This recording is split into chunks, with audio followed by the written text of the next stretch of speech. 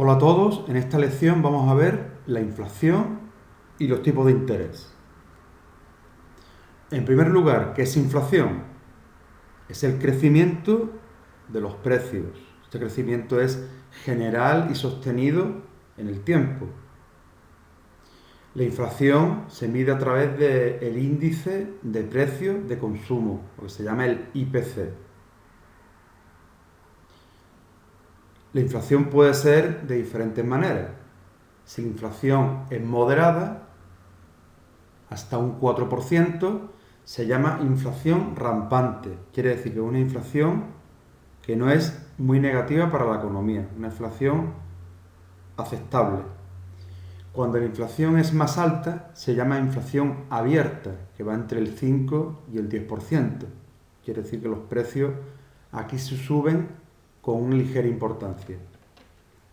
En tercer lugar tenemos la inflación galopante. Aquí sí la inflación ya empieza a cobrar importancia y los precios cada vez son más altos.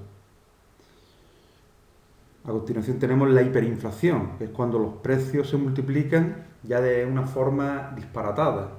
Ejemplo, la Alemania de 1923, cuando las personas tienen que, en el momento que ganan un sueldo, que ganan el dinero, tienen que gastarlo corriendo porque los precios suben día a día. Y la gente pagaba con cantidades millonarias, por ejemplo, una barra de pan o un trozo de mantequilla. Otro aspecto relacionado con la inflación es la deflación, que es la disminución de los precios. ¿Cuáles son las causas de la inflación? Pues son debidas a dos factores, a la inflación de la demanda o a la inflación de la oferta. Vamos a empezar por la inflación de la demanda. En este caso es porque las familias, las empresas, el sector público quieren adquirir más bienes y servicios. Entonces, ¿qué ocurre? ¿Qué se produce? Que como las empresas no pueden producir más de forma inmediata, los precios empiezan a subir. Es la ley de la oferta y la demanda. Hay más demanda de un producto que la oferta que genera el mercado. ¿Cuáles son los motivos para que los agentes de la economía gastan más? ¿Cuáles son?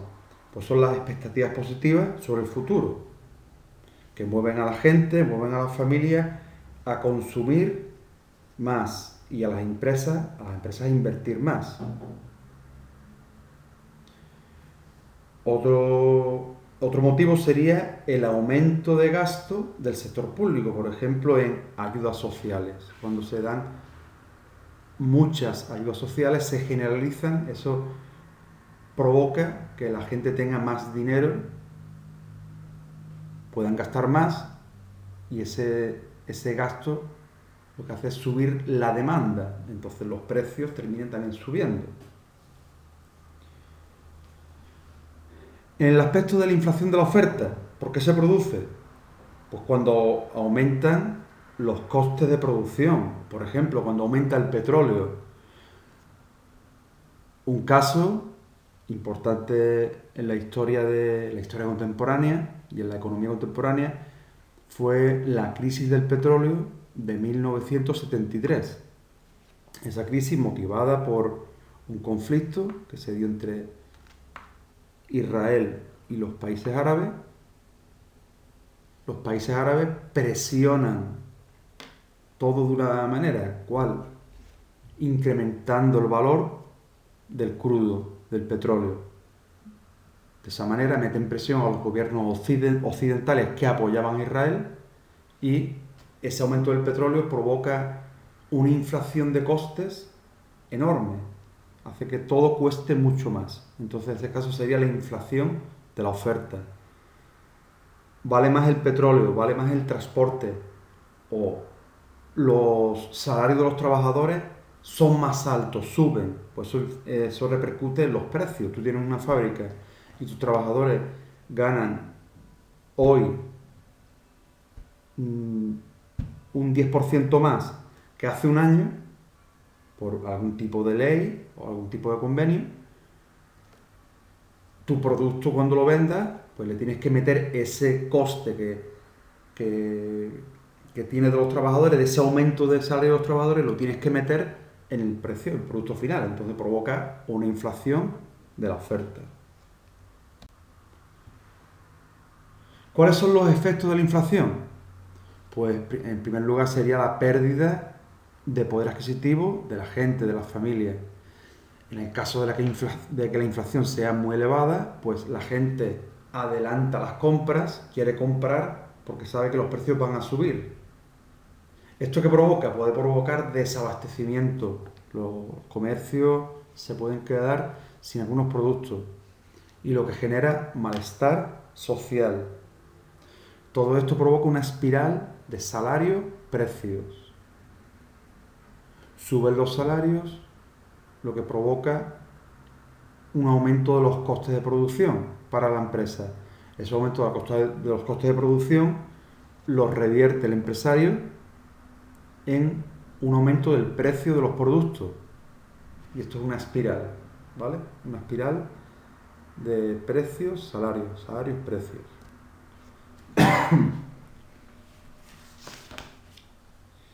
El interés. ¿Qué es el interés? El interés representa el precio del dinero, que es la cantidad a pagar por el uso de los recursos financieros.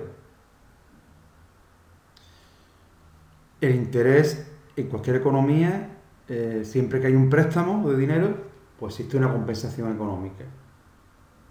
Esto ya es algo que hemos visto en temas anteriores. Por tanto, el interés representa el precio del dinero, que es la cantidad a pagar por el uso de los recursos financieros. Esto provoca un coste para quien quiere utilizar el dinero ajeno, por ejemplo, un coste para la persona que va al banco a pedir un préstamo. Y genera una rentabilidad para la gente que ahorra, la gente que presta dinero. Tú también puedes, si tienes en tu cuenta bancaria una cantidad, por ejemplo, 10.000 euros, tú puedes llegar al banco y contratar un depósito que te da una rentabilidad. Ese depósito lo utiliza el banco para prestarlo a otras personas. ¿El interés cómo se calcula? Se calcula en porcentaje sobre la cantidad prestada o invertida, que sería el tipo de interés. Este porcentaje está muy relacionado con el plazo de devolución. Mientras el plazo de devolución sea más amplio, por ejemplo, te compras una casa y en vez de pagarla en 10 años, la pagas en 20 años, mensualidades durante 20 años, ese tipo de interés será más alto porque el banco te ha prestado el dinero a más largo plazo. También existe la posibilidad de que el porcentaje de interés suba por el riesgo de impago. Por tanto, cuanto mayor es la posibilidad de pérdida de inversión, mayor es el riesgo del prestamista.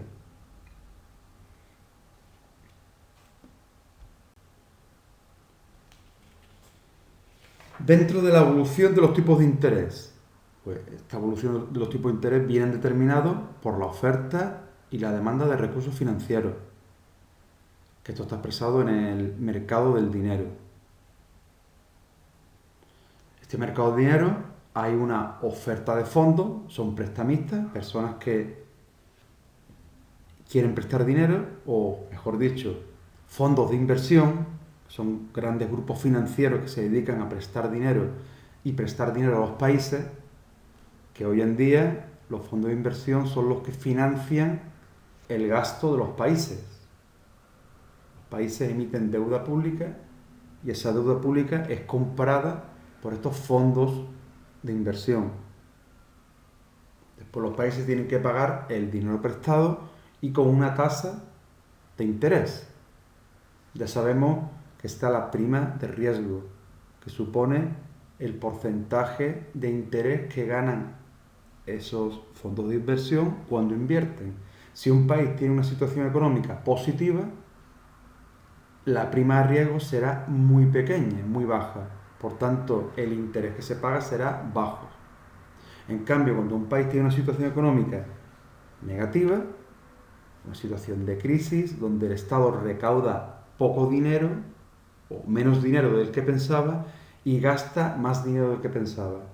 La producción del país, el PIB del país, es más bajo que en los años anteriores. En ese caso es un país poco fiable, por tanto la prima de riesgo sube y el interés de esos fondos de inversión, el interés es más alto. La gente que ha prestado dinero, esos fondos de inversión que han prestado dinero, ganarán más dinero, conseguirán más rendimiento.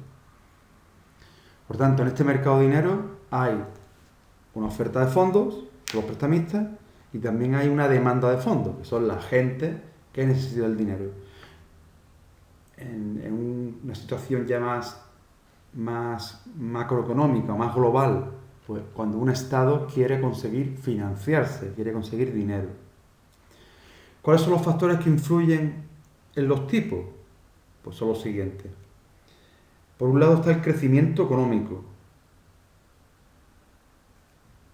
El crecimiento económico es importante, es algo clave para ver la evolución del precio del dinero.